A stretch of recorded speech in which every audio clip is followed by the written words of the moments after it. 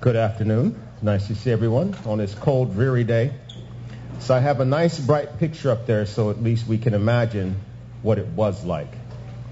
Anyway, I'm the program manager for Transfusion-Free Medicine and Surgery as it stands, and I like a lot of interactions, so I have questions, and there are no wrong answers.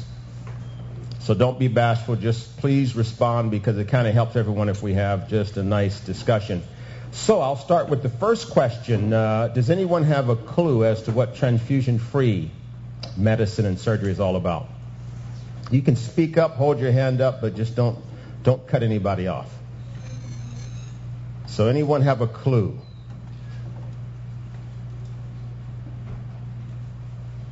No one has a clue. All right, I'll give you some options. Are we talking about limiting exposure to blood and blood products? How many of you would think that's probably what it's all about? All right, good. Now let me ask you this. Why might we be concerned about limiting exposure to blood and blood products? Probably the fact that you're a certain blood type and you only make some blood types and cause adverse effects. All right, so you mentioned blood types and adverse events. All right, and I saw a couple of young women in the back there. Disease, yes, and? All right, disease and? Reduce infections. Very good. Oh, sharp group. So we mentioned blood type. Yes, that's very true. But in this regard, we're a bit more concerned about infectious disease or disease transmission. And we're going to talk about why, although blood type is certainly important. So you'll notice there we work along with Alpert Medical School. And also, if you see the little blood drop on the other side, Society for the Advancement of Blood Management, it's a resource. Medical professionals, physicians, and attorneys from around the world are part of this. And so that's an excellent resource as well, www.sabm.org. But let's move along through an overall view of what's happening with blood product usage in this country. And then I'm going to get to a section where I really need some responses. So what's going to happen is we're going to talk about some cases. I think I have two cases. Again, there's no wrong answer, but I want you to think about it and just tell me what you think. But first of all, let's just get an overview as to why and what we need to be concerned about and what's happening in this country. So first of all, it's not working.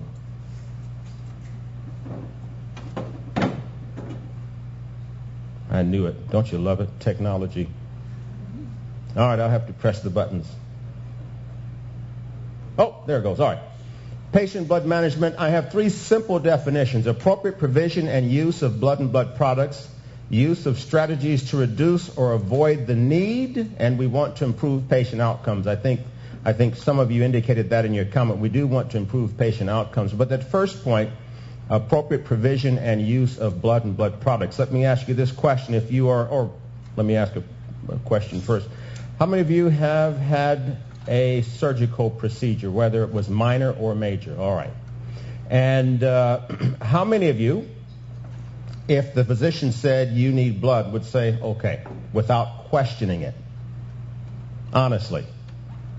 And why would we not question it if the physician says you're going to need a blood transfusion? Why would we not question it? There are doctors. I'm sorry? There are doctors. Supposed to trust them. All right. Anyone else? All right. As we move along, I'm going to ask you the same question again. Why do we not question them? The inference is you should always question everything.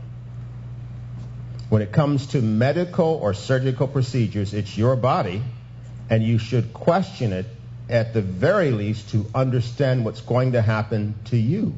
But we'll develop that a little bit more as we move along. Okay. There we go. 3 pillars. Optimizing the hemoglobin level by recognizing, detecting, and treating anemia in all clinical situations. We want to understand anemia. And finally, we want to have a consistent approach to blood conservation. And the very fact that I have that consistent approach to blood conservation, it should indicate to you there is not a consistent approach. And in fact, there isn't. We find that transfusion practices vary between physicians, they vary between institutions, and there's also a variability between physicians in the same institution and many times even the same practice. We'll talk about that as we move along. This is going to get frustrating. All right. Just a quick chart about what's happening with blood product usage in this country. You'll notice the first 2 points presents a problem. 15 million units of blood are donated. However, how many units are transfused? Roughly twice. This figure was from 07, about 3 years ago, but it's still considered accurate. And average cost, point number 4, average cost of RBC units increased by 30% from 2002. So there's an increased cost, which we will develop a little bit further as well. That's just a chart in case anyone was dozing off, but you look like you're all awake. What the chart does indicate, though, you'll notice total availability and the bottom line autologous use. Autologous use means what we can do with your own blood, not necessarily pre-donating your own blood, but in fact what we're doing with your blood as opposed to total availability. And you notice the lines converge and blood is becoming increasingly expensive. Okay, I'm frustrated. I think I'll just press this over here. Let's see if this works. Yeah, it's a little better. There we go. Very good. Blood economics. This is an interesting one. Coronary artery bypass graft. And the purpose of this chart is just to illustrate that if you get a blood transfusion, economically, it's not only more expensive, but you will typically be in the hospital longer. Now, these are quick talking points, I know. But all of these are backed up by significant studies, and I think I've cited them a little bit as we go through. This actual study was from Cornell, I guess it was, Medical Center. 98, it's still considered accurate in that we've had significant studies, even ongoing. We'll talk about that a little bit more as far as what's happening. And finally, let me ask you this question. How many of us know what anemia is and understand it a little bit? All right, so comments on what it is. Anyone?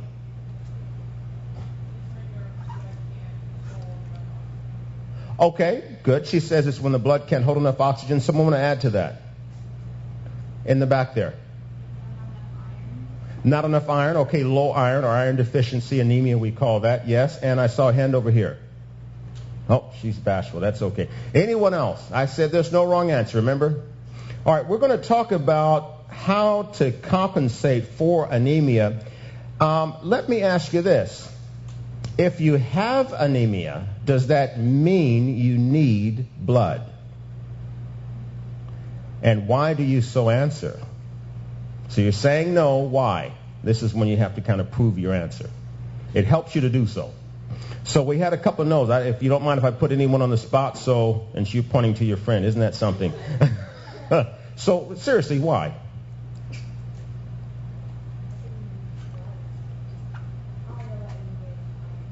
Okay, she says, all right, she says because you may just not need iron deficiency. Anyone else want to comment on that? It kind of helps if I just tell you, I know you're a little mad at her, but that happens.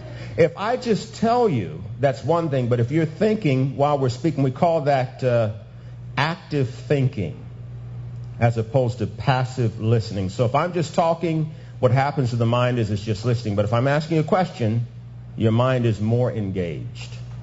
So I want you to think about this. Anemia, even severe anemia, does not automatically mean you need blood. Let me express that another way. What can cause anemia? Well, if we think about acute blood loss, we're actually talking about the quantity in this case, or chronic blood loss. Or let me give you this. Does anyone know what your hemoglobin or hematocrit level should be as an average?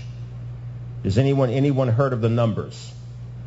For example, the World Health Organization says, let's just pick a flat average of about 12 grams. So if a person is walking around with approximately half of that level, typically they will be fatigued. Typically, you can detect it in the pallor or color of their skin. They'll look pale. Thought processes may be a bit slowed.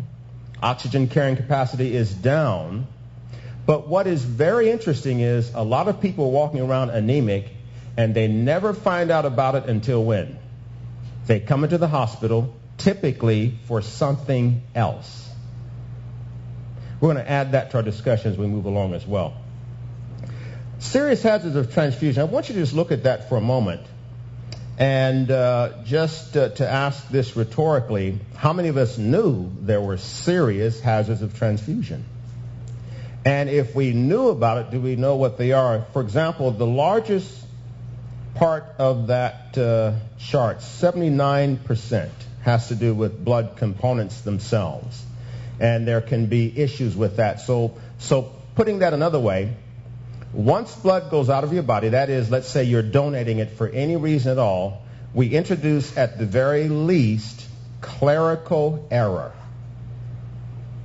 At the very least. So in other words, if blood goes out of you and goes anywhere else, that is, if it's stored and goes anywhere else, we're introducing the possibility of error. I should qualify what I'm saying. We do recognize blood is as safe as it's ever been, but it's not 100% safe. And typically, most topics dealing with blood and blood products only present one side of it.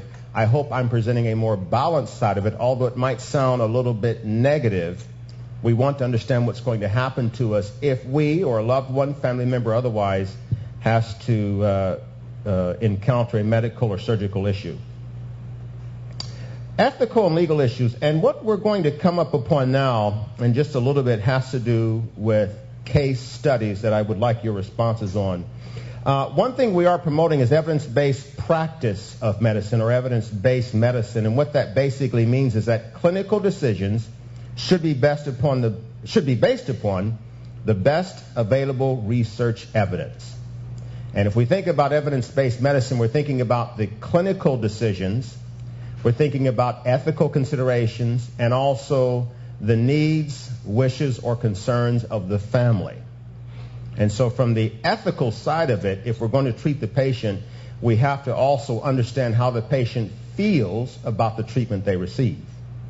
And that's why I asked you earlier, if the physician says you need a blood transfusion, does that automatically mean you need one? And the other part of that is we should ask. That's the direction we're pushing this actually, when I say we, as far as medical professionals are concerned. Is evidence-based practice stable? And what I mean by that is it on a direct line that's basically increasing or decreasing? So in this regard, what we do find is standards of practice for use of autologous blood, that is your own blood, is based primarily on patient requests, values, and fears. And finally, standards of practice for pharmacologic interventions, well, they're not where they should be. Let's deal with the first one. What happens to your own blood is generally based upon how you feel about what's happening. And I just did something there. Well, it doesn't want to do that.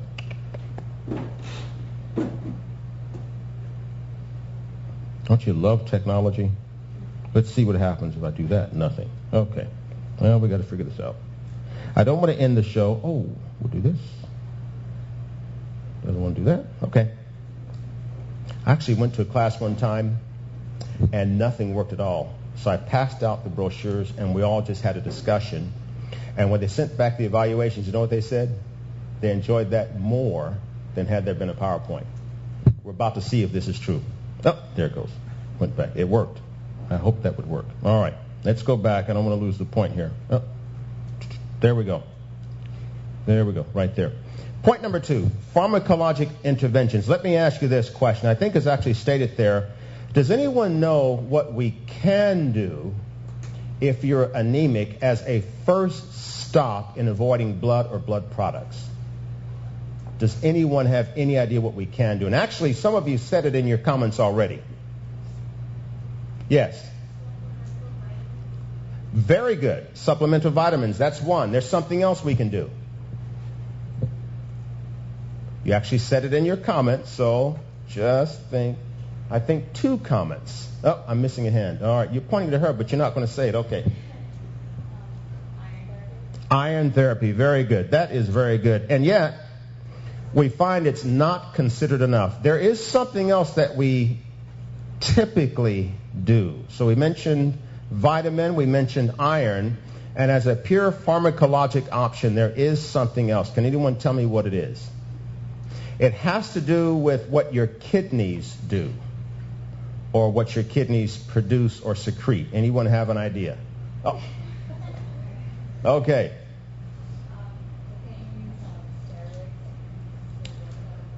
Okay, but there's something else. It's called erythropoietin. Your kidneys secrete that. It's a hormone that stimulates red blood cell production. And so there's an interesting chemical that happens when there are changes in your blood or hematopoietic system. There are changes, minute changes, a lot of things happen. One of them is your kidneys secrete it and your bone marrow increases red blood cell production. And what we can do is we can inject that. We can give it to you and it stimulates red blood cell production. That is something that we encourage our clinicians to think about prior to blood product usage. So in other words, number one, vitamins, if you will, iron, and we consider erythropoietin. I want you to keep those in mind. Vitamins, iron, and erythropoietin or EPO, or the trade name is Procrit. How many of you have heard of a company called Amgen? Everyone probably has. Because Amgen manufactures what? Can you guess? Procrit. So when you see the Amgen company, think of Procrit. Let's move along. Bioethics. Earlier when I asked about questioning what physicians are saying, yes, the clinicians have been educated. They know things that we don't know, and so we need their input. And we want to ask questions. However, there's been a shift in the whole practice of medicine. So most of you are too young to probably remember Marcus Welby, MD, or Dr. Kildare, all of that. But the whole approach in the 1950s, and of course prior to that, had to do with what we call a paternalistic approach. In other words, the doctor knows best. As we move into the 1960s, there was a shift in that patients were more and more involved. And so what we're discussing here in 1960s, bioethics, greater separation of physicians from their patients. Government's response to that had to do with the National Commission for the Protection of Human Subjects formed by law in 1974, and then the President's Commission for the Study of Ethical Problems in Medicine and Medical and Biobehavioral Research, 1978. Again, ethics comes into play. And the outworking of all of that, I'm going to comment on one thing, autonomy. What is autonomy? Your right to decide what happens to you. Of course, it gets into the matter of confidentiality, but the third point there includes making decisions based upon the patient's personal values, which may differ from societal norms. So, for example, you go into the hospital. If I can single out two people here, these two young ladies here, you both go in the hospital, and let's say you have the same basic physical development and you're both healthy, but you have two different views about care. That means we have to treat you differently. However, what happens in a hospital setting, because of a lack of time, because people are rushed, because clinicians are tired, if two people come into the facility, they're both basically healthy, same body type, body weight, body build, and basically healthy, we tend to do what? Treat them the same. Standardized treatments. It's what happens. I could tell you differently, but that's exactly what happens. And it's because of time constraints. Clinicians are tired like anyone else. And if something looks more or less standard, what do? You follow a standardized approach. But what happens if you want to be treated differently and you don't speak up? Now what happens? Well, we've got a couple of cases coming up. Case one. There are no wrong answers, but I do want your responses to this. So I want you to think about it. 27-year-old female from Turkey with newly diagnosed leukemia is admitted to the hospital. She speaks very little English. Hematologist discusses with her husband about the need for transfusion. English is not his first language. Her husband indicates that his wife is unaware of her diagnosis and he does not wish that she be informed of it. He does not assent to blood transfusion, but agrees to planned cancer treatment. Treatment proceeds without transfusion.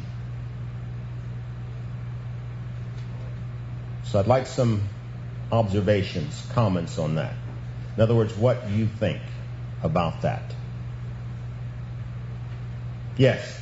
She should be made aware of what she has so that she can decide what she actually wants rather than having other people decide for her. Okay, so he says she should be made aware so she can make her own decision without others making the decision for her. All right? Someone else, observation. Remember, active thinking, passive listening. Someone else, give me an observation. No wrong comments. I just want your thoughts. Yes.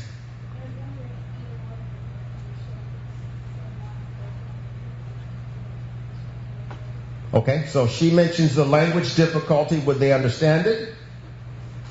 There's something else hidden in there, though, that I wonder if anyone is going to comment on it. What problems do you see? The young lady here, you did highlight language difficulty. Someone speak to the matter of cultural differences. Is that a factor in the medical decision? Cultural differences. Yes. Yeah, it's a factor. I mean, you have to adhere to the patient's cultural values. All right.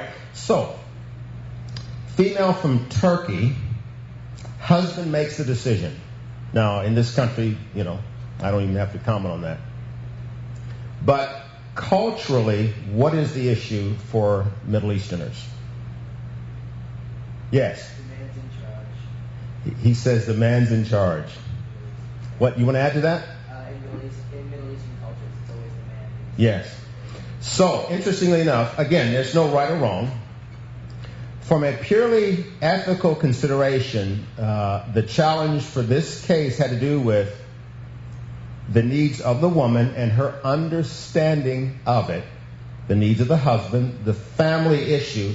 And by the way, we have an ethics committee at our hospital, as hospitals do, and we deal with issues not unlike this, where you have the family expressing concerns as part of what's going to happen with clinical decisions, and we have to factor all of that into the decision-making process.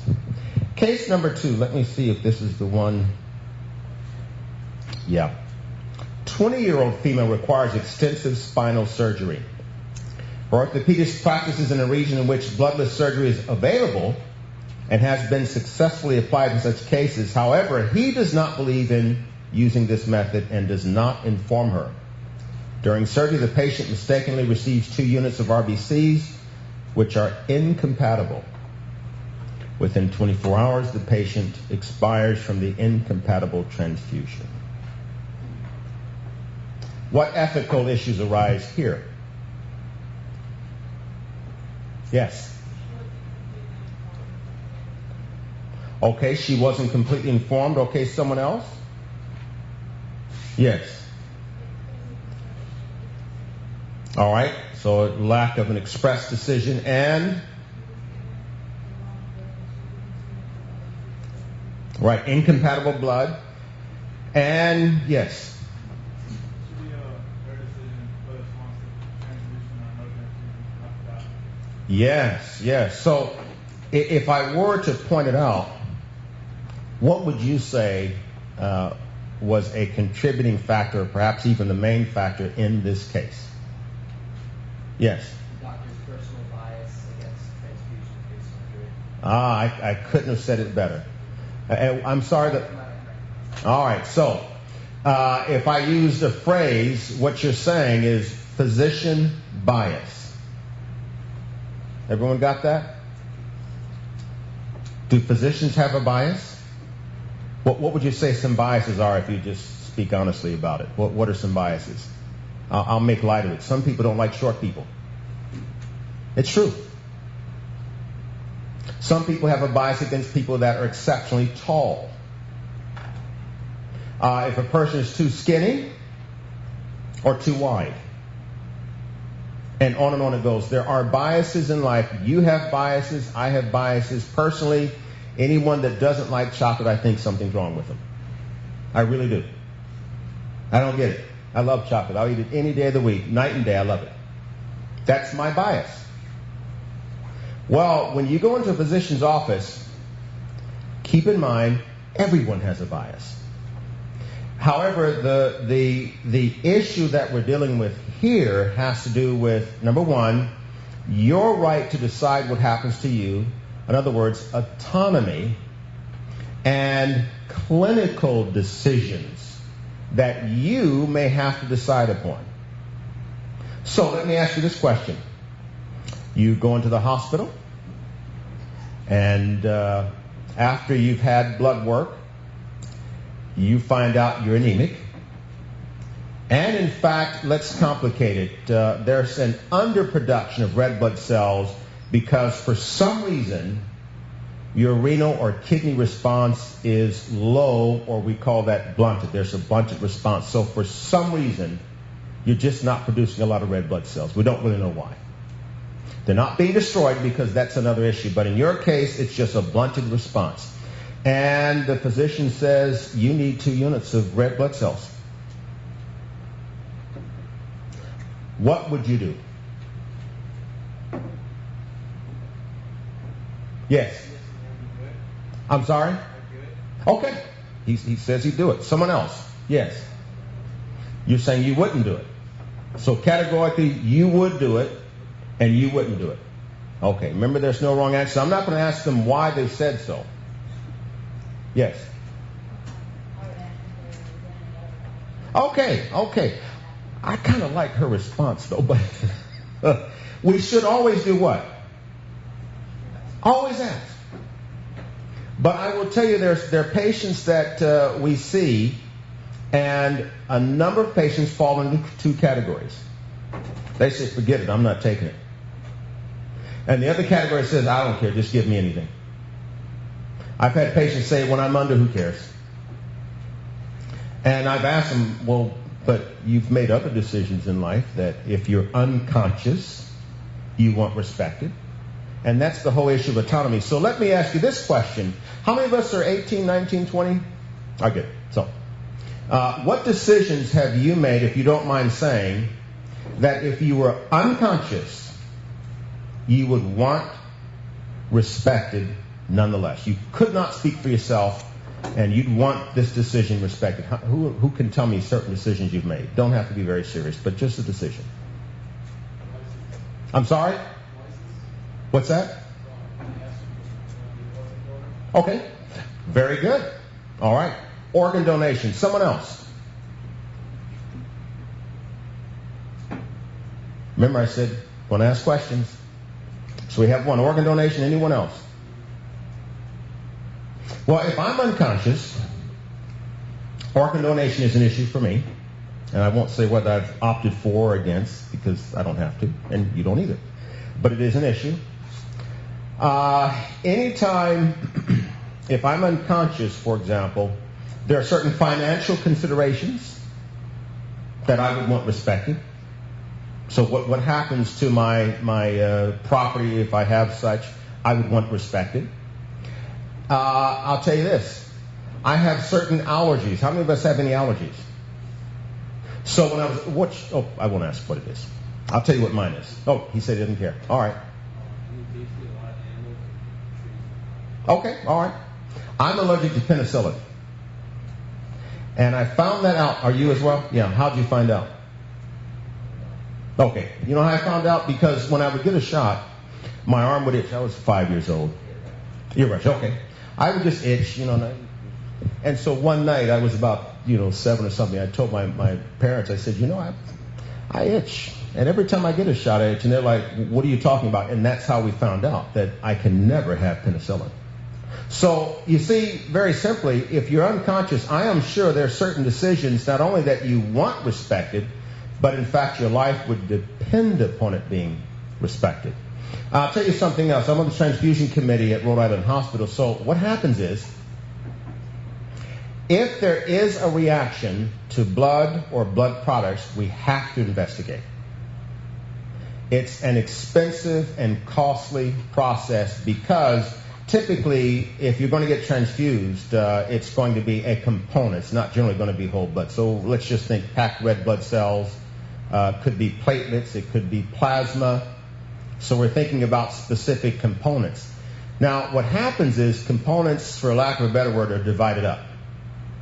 So one person may get several, or several may get one.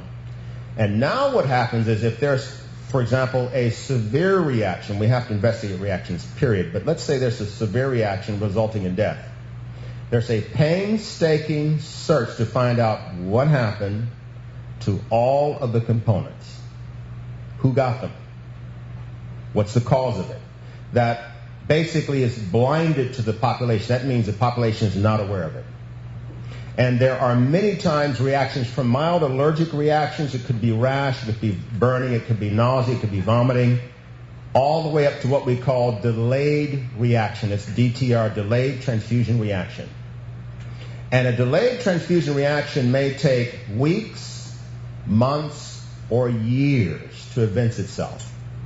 So, for example, at times I'll give a lecture to clinicians that only treat children.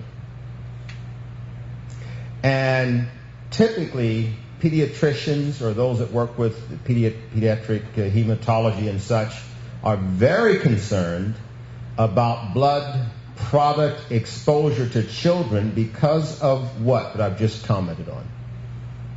See if you're listening. Because of what? Yes. It's exactly what happens. So I'll give you a rather morbid statement. The highest blood users typically are the elderly population.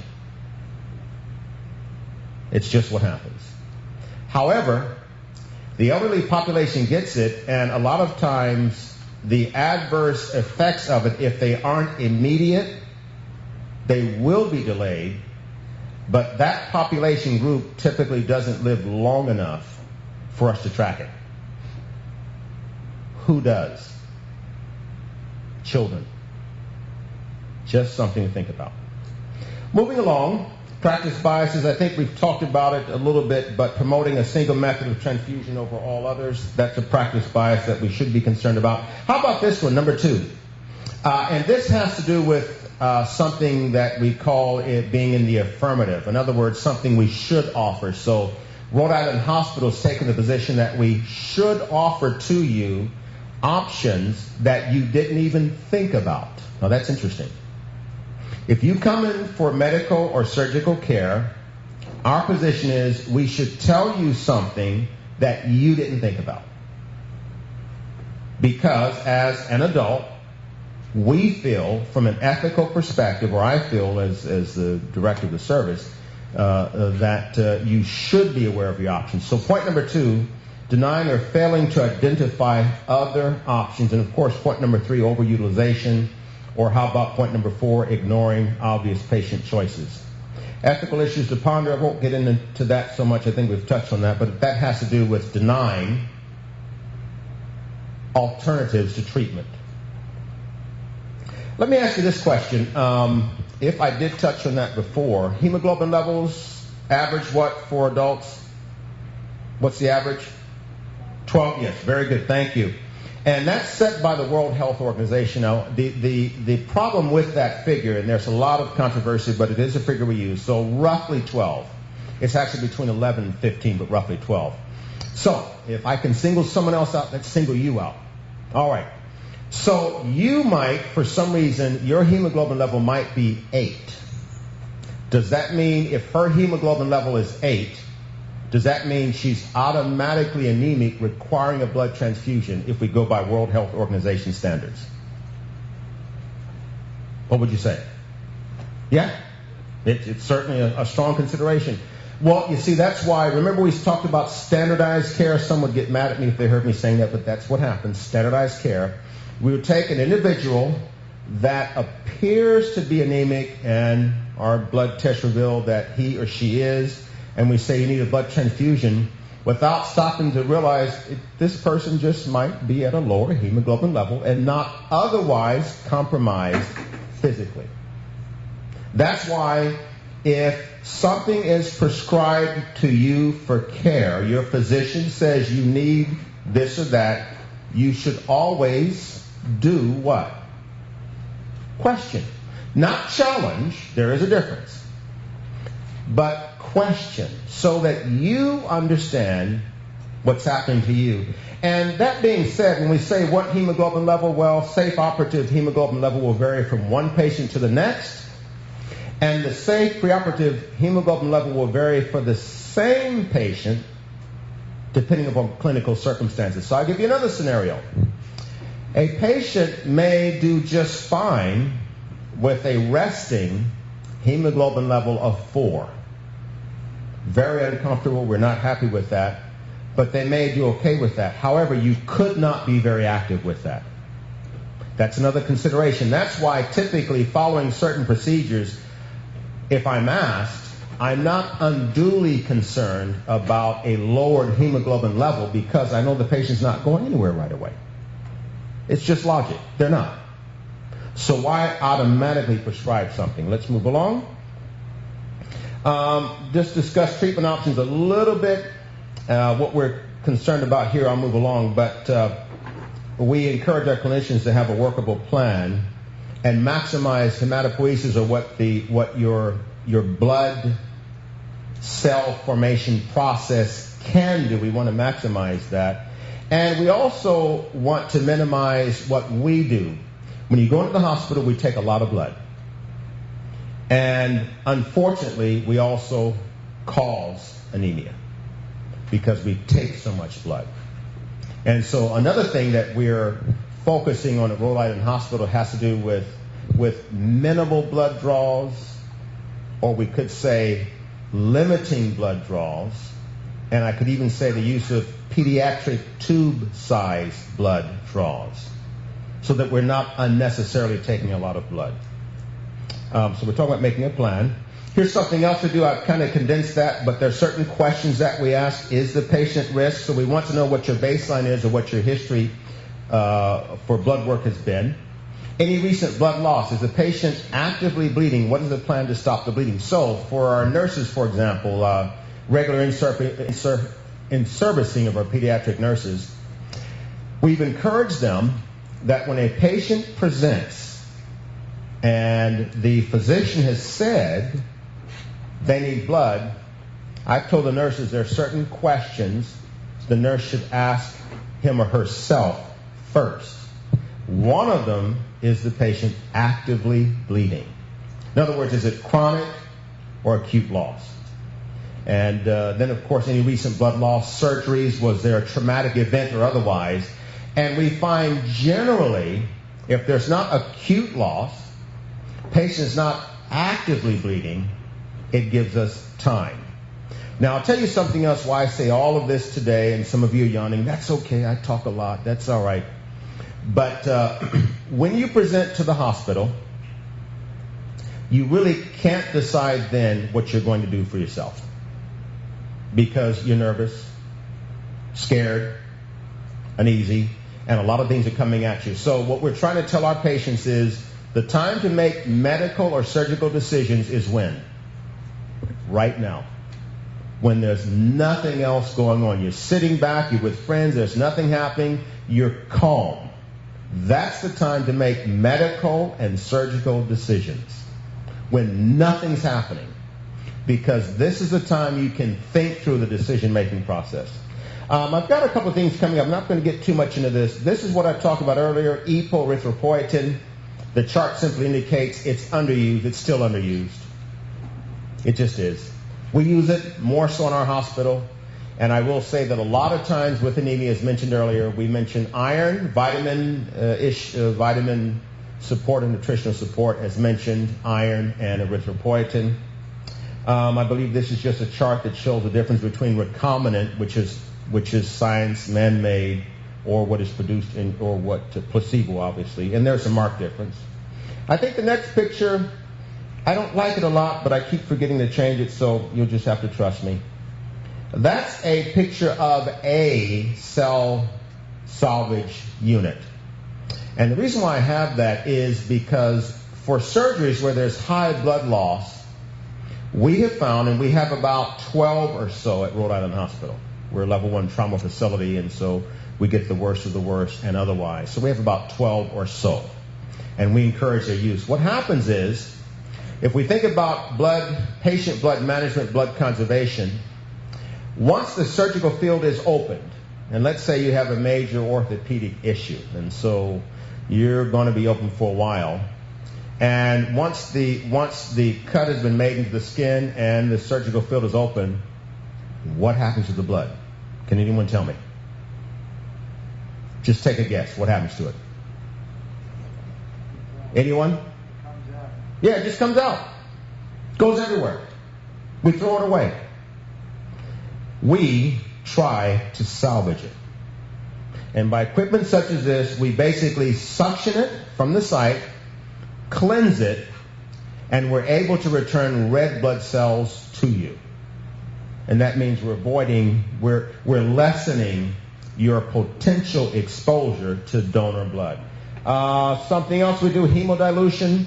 And as the latter part of that indicates, we simply dilute. Again, that's not the best picture. One of my anesthesiologists, we gave a lecture recently. He had a much better picture. I forgot to get it from him. But basically, the bags are up in the air. They're just hanging. And what happens is we will drain off, or the perfusionist will drain off, a bag or two of whole blood. Now, it's going to go right back into you, so what we do is we clamp it off prior to opening the surgical field. Now we've got fresh whole blood right there in the operating room. It's just clamped off. It hasn't gone anywhere. And we give you IV fluids to keep your blood pressure up. Now, that means that when you're losing blood, you're losing diluted blood, not whole blood. And that's significant. Because now, when we close the surgical field, the perfusionist simply unclamps it, and what happens? You've got fresh whole blood right there. And we are avoiding unnecessary exposure to donor blood. Keep that in mind. Again, you're not faced with it today, but if you ever are, at least you can now remember some options that are available to you. I won't get so much in the prevalence of anemia, but as indicated, elderly population, if you end up in the ICU, it's prevalent. And if you've been in the ICU at all for any amount of time, it's going to increase because we're taking blood for tests, among other reasons. There could be blunted kidney response and otherwise, but we're taking a lot of blood. I do want to get to impact of blood transfusion and outcomes. That first point associated with total number of units transfused. And I think I've got a chart, yes, that I want you to just think about. This dealt with cardiac surgery, dose response. This is accurate. Your chance of getting disease, pathogens, infections increases according to the dosage. So if you get 1 unit, that's 1 unit. 2 units, it's compounded.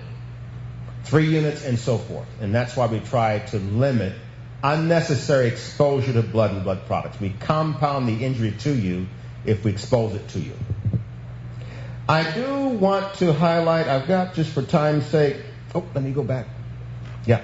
This is what we're doing at Rhode Island Hospital, except for liver transplants. We don't do that without blood, that is. There are facilities that do one that did recently. That's a very difficult procedure because when you're dealing with the liver, there's a lot of blood. But there are a lot of other things that we can do, and I just want you to be aware of that. But here's what's happening internationally. I just might ask, how many of you have traveled outside of the U.S.? Oh, that's great. Where have you been? Mexico? Germany? Where else? What's that? Spain, someone said? Good, good. I asked that because, I say travel. This is from Australia. And a colleague of mine was working with the Australian Ministry of Health and otherwise, and several governmental agencies got together, and they actually produced this for Western Australia. And the problem in Western Australia, as in many countries, is they have to do something about their transfusion practice, and they don't have a lot of money to do it with. In the U.S., we throw a lot of money at this kind of stuff. In Australia, they tried a novel approach, which was basically one of my colleagues in the UK actually, who's an economist working with some other physicians. They put together an entire program where they tracked usage, exposure, and ways to cut costs. And so, if you notice this first one, blood, it's safer than ever. Not true. Second one, blood transfusion will get my patient home sooner. How many of you feel if you got a blood transfusion, that is part of the discussion, I hope, that you would do better? Well, if you felt that way, there are enough studies that question whether or not you do. In fact, there's significant studies that indicate you don't do better, and it slows your recovery time. And very simply, without getting too far into it, I will tell you this. Everything that's good in blood is transfused, and everything that's bad in blood. In other words, in your blood system has vitamins, nutrients, and such. It also has waste. That's transfused. We cleanse it, we test it, we heat treat it, but we can't catch everything. Third one, blood transfusions improve healing. The studies indicate it does not. Now, that doesn't mean that blood won't be given. It's just that we want to understand what it really does and what it does not. And finally, pre-donated blood is risk-free. I mentioned earlier autologous blood. So some have told me, they said, well, why don't I just pre-donate? But you recall what I said happens to any blood that goes out of your body and is transported anywhere. What is introduced? Anyone recall? Error. Clerical error. Keep that in mind. In fact, that might indicate studies do not prove that even pre-donating is better for you. We say at Rhode Hospital, hemodilution is the preferred route because we're controlling everything at the site. I might add, one of the things we do mention about pre-donating is we're causing the very issue we want to control, which is anemia. Now, I'll tell you this real quickly.